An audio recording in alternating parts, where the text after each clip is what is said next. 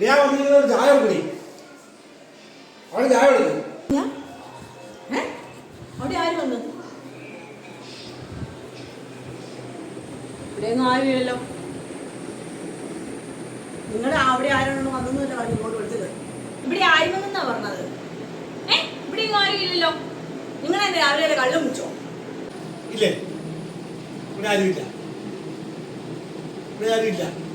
അപ്പോ പിന്നെ എന്തിനാ ഈ ടി വി നിർത്തിക്കുന്നത്, ഈ ഫാൻ നിർത്തിക്കുന്നത്, ഈ ഫാൻ നിർത്തിക്കുന്നത്, ഈ ലൈറ്റ് നിർത്തിക്കുന്നത്?